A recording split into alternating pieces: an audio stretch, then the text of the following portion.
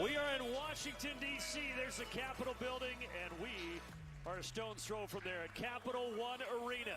It is time for some Big East basketball on TNT. UMBC, they have made the 35-mile trek southwest here to Capital One Arena to take on the Georgetown Hoyas. Both teams coming in at 5-2. Georgetown, they're trying to bounce back. They lost their last two games last week against Dayton and Miami down in the Orlando tournament. Halifa-Nua, the 7-footer for Georgetown, will tip it against the 6'9 freshman from UMBC, Riley Jacobs. And off we go here. Big East Hoops on a Wednesday night in D.C. Ed Cooley telling us, Ronnie, his team has a big size advantage. They want to take advantage of that tonight. And look for them to go to Halifa-Nua early and often in this game. An early paint touch for Caleb Williams.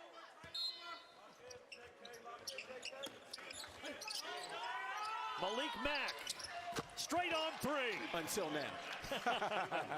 He's learned from being a true point guard to a scoring point guard to a guy that can do a little bit of both. As you see the Hoyas come away with the steal. Yeah, Williams stole it. Eventually it ends with Mack, and then he finds his buddy KJ Lewis. And those are the two go-to guys, Mack and Lewis, averaging 33 a game between them. What a finish on the other end.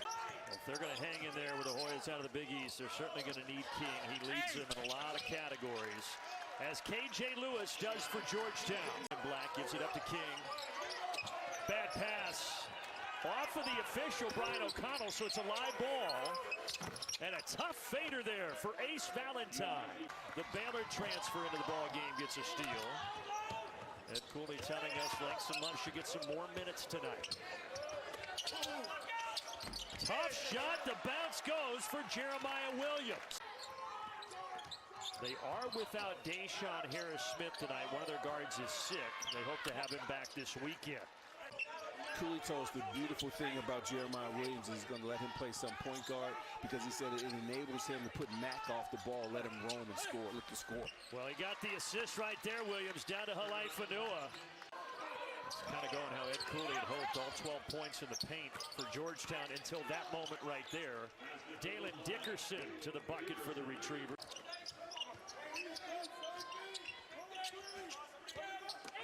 Another touch inside. Boy, it is all about the 7-footer from New Zealand.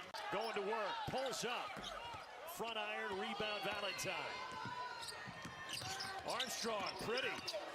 Floats in the lane and got it through the contact.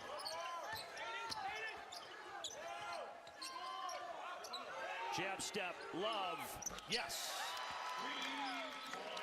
Singing his praises before the game. Last 4 years at Baylor, but so many injuries for Love. If they can get him going, that's a bonus. Yeah, Coach Cooley was like, if he could just stay healthy, because he can really, really help him with his perimeter shooting. Here's Diggs again.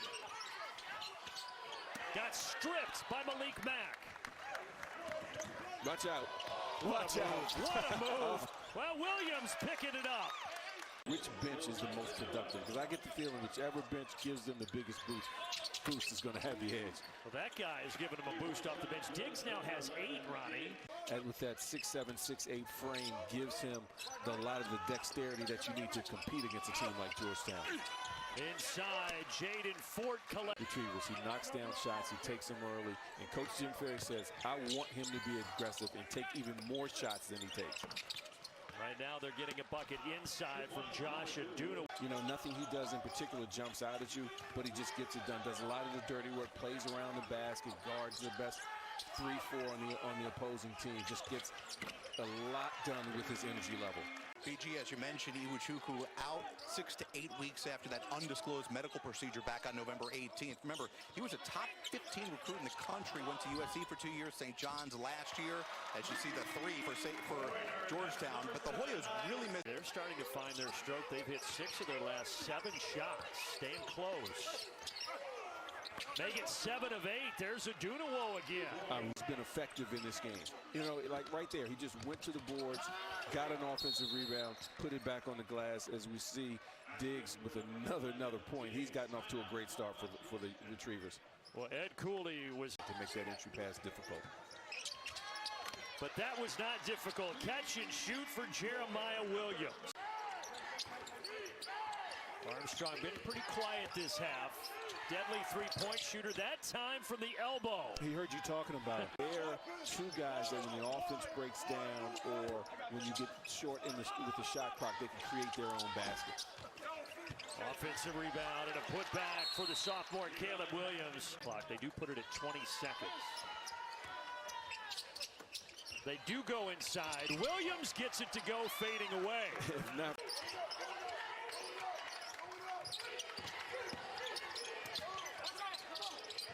Armstrong, you can't leave him. He makes you pay every time. They work it until at the right moment they get the right guy the right shot. What a backdoor cut. Good feed. Lewis puts it home. 5 on the shot clock. Valentine again. Puts it home after getting Halaifanua in the air. You don't see him airball those too often. King the other way. Nobody stopped him. Only down 4 here.